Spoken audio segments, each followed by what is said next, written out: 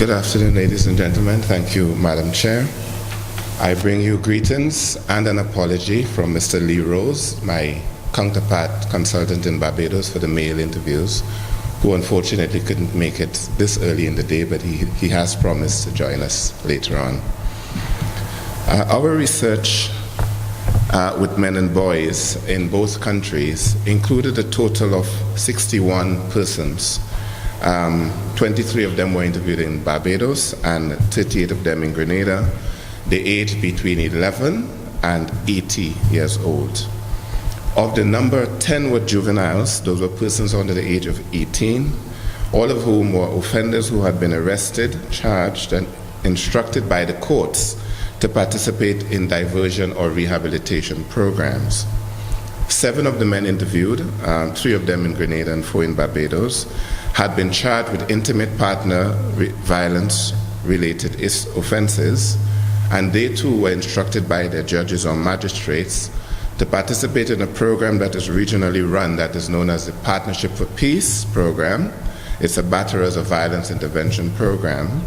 In Grenada, we call it the Man-to-Man program. The other participants were young men 18 to 25 and men over the age of 25 who had been exposed to or witnessed violence, but who themselves were not violent. The interviews were conducted in focus group settings, and the groups ranged between 2 and 10 participants, and with individual respondents. The formats for the interviews, both formats, allowed for the discussions to proceed at the pace of the participants. Obviously, here we were engaging men and boys who had been violent, who'd been exposed to violence, who'd had a whole range of experiences, some of whom were reluctant to speak, some of whom were very verbose and had too much to say. So our formats allowed them to share as they were willing to. It allowed us to pause, it allowed them to reflect, and to continue as they were comfortable. Just to take a brief look at the context of domestic violence from the point of view of men and boys in the Caribbean, or certainly in Grenada and Barbados.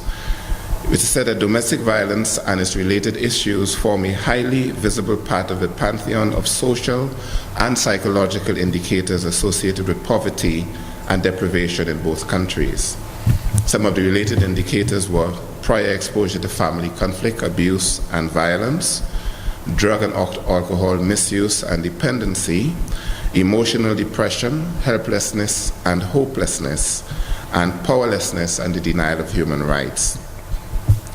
In both countries in recent years, the courts have been increasingly challenged to find and take advantage of innovative programs that offer abusers the opportunity to participate in counseling and other forms of psychosocial interventions, while ensuring that victim safety and perpetrator accountability are strictly adhered to principles. Certainly in the case of the Partnership for Peace program, the underlying philosophical underpinnings are victim safety and perpetrator accountability.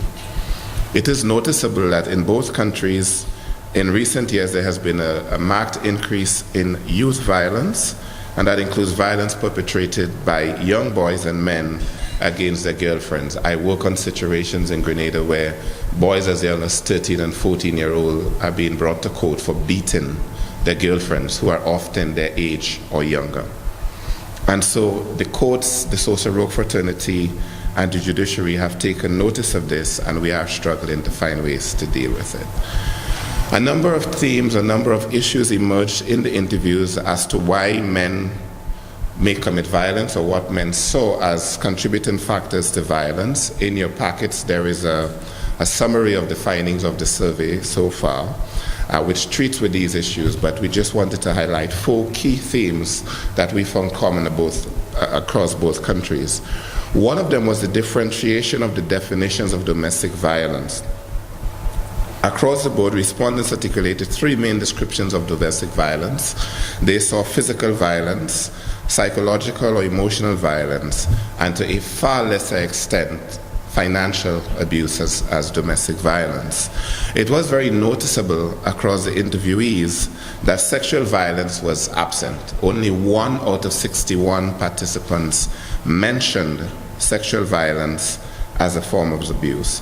And for us in this work, This raises concerns and questions about how the perceptions of domestic violence are formed and what types of actions may need to be taken to increase the understanding of the different ways in which power and control are exercised. Because we know that largely domestic violence is about power and control. Substance abuse and dependency factored very highly in responses. Many respondents identified the use and abuse of alcohol and other recreational drugs as a major contributing factor to domestic violence. I must say here that the body of knowledge on this topic does not necessarily bear this out. Men have it as a perception that this is a major causal factor, but we know that it is not necessarily so because, again, as has been mentioned before, men under the influence of alcohol do not they take in their body. Interestingly, conversely, a number of younger respondents suggested that the use of marijuana in particular helped them to give up time to sit in long meetings. Former participants of the Man-to-Man program in Grenada were reluctant to be interviewed. Many gave me their word time and again. We set up the room, we got the refreshments, we got the change and everything, and then they didn't turn up to participate in the focus group. This is understandable. When these men meet me for the first time, it is usually in court. I'm the one who reports to the magistrate, who reports whether they're doing well in the program or not, and to some extent they feel that I have their faith in their hands with something of a stick. A year or two later, they're not really incentivized to come to anything I invite them to because they probably remember me in the former role. Some respondents were very concerned about what will happen to the information that was to be gathered. Even after we went through the information sheet and asked them to sign the consent form, there's a certain suspicion about being interviewed in the Caribbean. There's a certain amount of interview and consultant fatigue now because people feel we've gone through this. So many people have asked us so many questions and have not told us what happened to the information. And some technical staff in government departments were very willing, they were very supportive of the processes that we talked about, willing to be engaged in the interview and help us to get people. But in many cases, their bosses told them they couldn't actually do that. And so it took us longer to get some of the persons we needed. We want to end by thanking a number of persons and organizations who've made not just the interviews but the entire project possible. A very big thanks and shout out to the University of Huddersfield team led by Professor Adele Jones, and special thanks to the country leads on the project, Dr. Ina Trotman-Jamut and Dr. Hazel Dabrio. Legal Aid and Counseling Clinic and the Ministry of Social Development in Grenada were instrumental in our being able to carry out the interviews. GrenChap, the Grenada National Organization of Women, and the Grenada Planned Parenthood Association were invaluable partners. In Barbados, Ms. Dorita Lovell of the Probation Department and Ms. Janice Perriman of the Ministry of Social Care. In Grenada, my assistant and my helper for this process, Ms. Graceland Paul, Mr. Irving Carrington of Mesa here in Barbados, Mr. Leacock and the team at the Government Industrial School, the youths in Bale and St. Michael, and all the other survey participants in both countries. A very big thanks to them. Finally, ladies and gentlemen, I'd like to end on a word of encouragement. Never doubt that a small group of thoughtful, committed citizens can change the world. Indeed, it is the only thing that ever has. This was said by Margaret Mead, a U.S. author and anthropologist, in 1962. Any project of the scope and nature of the Nunning Tree Project requires the ongoing conscientious and concerted efforts on the part of its leaders, its collaborators, and stakeholders. Inspired by our common vision of a violence-free society and the protection of our vulnerable citizens, especially the young, the elderly, and women in special circumstances, we must be motivated by the sentiments of Margaret Mead. Margaret Mead was at the forefront of the establishment of the International Planned Parenthood movement in the 1950s and faced many more challenges than we today will face in this project. But we need to borrow from her bravery, we need to borrow from her courage and dedication and go bravely forth in this work despite the challenges that we will inevitably face. Thank you very much.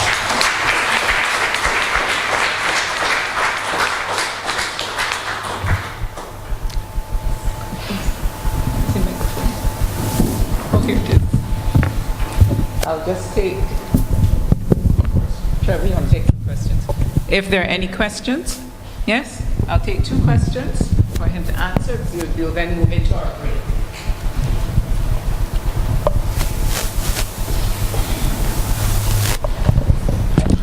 Usually when I make a presentation, I come away feeling if there are no questions, it is because I did such a good job that there's No, nothing you to did be an asked. excellent job. Oh, I did. And it's not so much a question, and I may get lashes for this, no pun intended, given the circumstances, but provocation is real.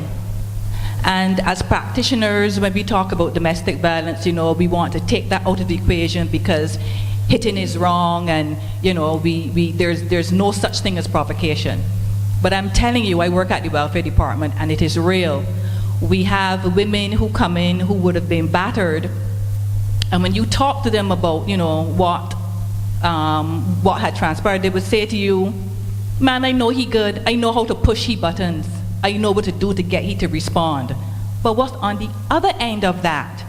You know, so I think that in looking at this, we need to educate our women that yes, you know, we're going to support you in terms of you know, domestic violence and so on, but you have a part to play in maintaining your own safety. So you have to understand that when you push his buttons, you don't know how it's going to end.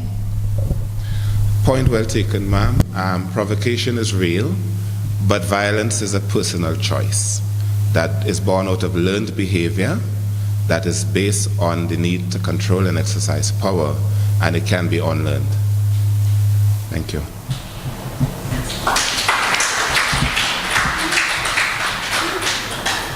Yeah. One more question? Yes, right at the back. This is probation. Yes.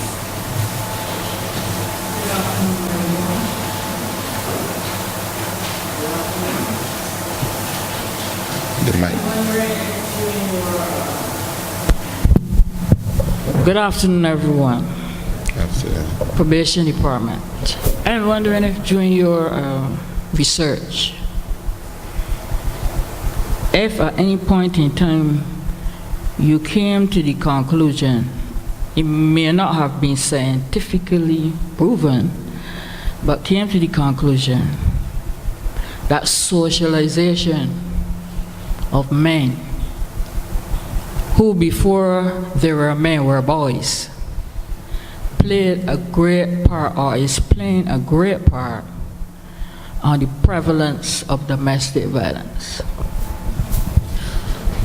This came out to some extent. As we explained at the beginning, we're just going through the interpretation of the findings. So this is emerging research. It's still a work in progress.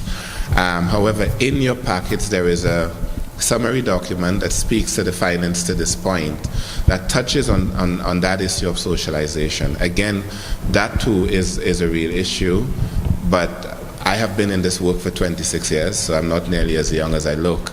And one of the things I have learned is, yes, socialization plays a major role, but socialization is a process of education.